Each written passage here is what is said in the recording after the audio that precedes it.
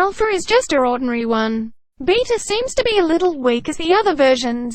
Delta is much dangerous as you don't really know what that is. Let's go on to the topic.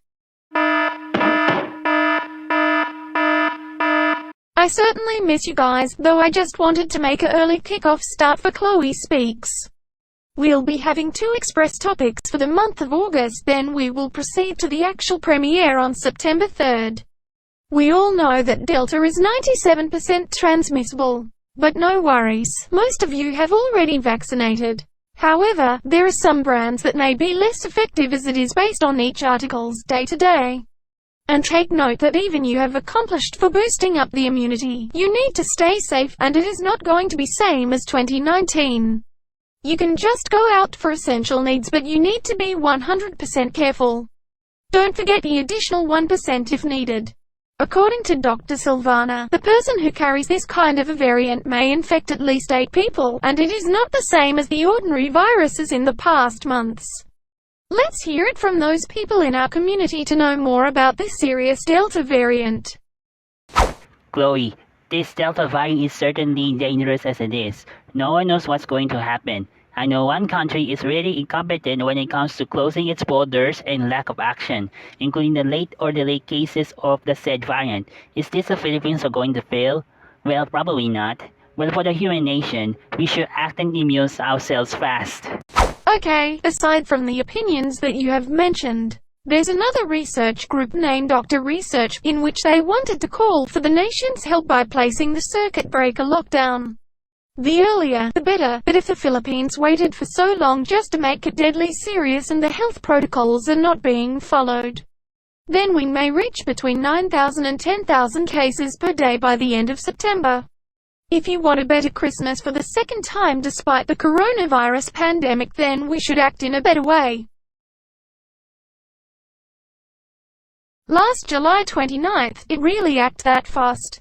Just a few hours after the courtesy call for Heidelin Diaz as she returned home after her weightlifting session at the Tokyo Olympics, the NCI Plus bubble will remain in the General Community Quarantine, or GCQ, including the rest of the provinces, which it will last until August 15th, unless they want to extend it for their efforts to fight against Delta variant.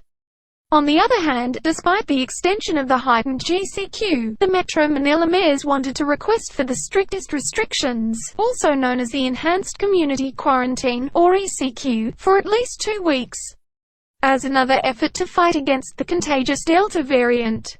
This may be the good strategy so it won't raise higher cases by the time Christmas season gets in. And we should all prepare for the worst-case scenario in case it may further spread, just like I've showed you the presentation a while ago. However, there's one simple rule. If the government doesn't have enough funds for the affected areas, then they won't be allowed to put into ECQ.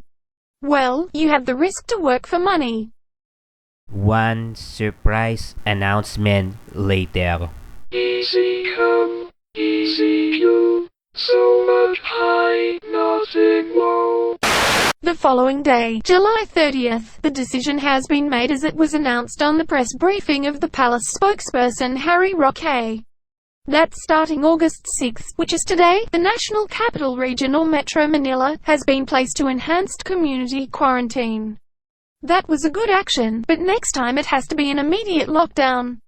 Don't wait for so long to come or the cases may raise 10 times higher. The higher the cases, the serious tragedy may come closer. Miggy 7215 reminded to all the Filipinos who lived in Metro Manila once more that there is no need for them to panic buying, as there are lots of essential supplies like snacks, canned goods, any kind that is related to disinfectant products, and so on and so forth. It is also the same advice from Sir Harry Roque that they shouldn't do such rushing activity. Again, 1 week is long enough. But, even Metro Manila has been placed to ECQ. According to a health expert, by the end of September, it may top between 18,000 to 30,000 of active cases on the said area. See, that's what we call a failure. We failed, as humans. Yesterday, August 5th, the Philippine President Rodrigo Duterte approved the recommendation of the Interagency Task Force or IATF for additional provinces that will take effect 9 days from now. in which Laguna, Iloilo City, and Cagayan de Oro are under ECQ, while Cavite, Rizal, Lucena City, and Iloilo Province are under MECQ. As it happened from August 6, which is today, until the 15th day of August.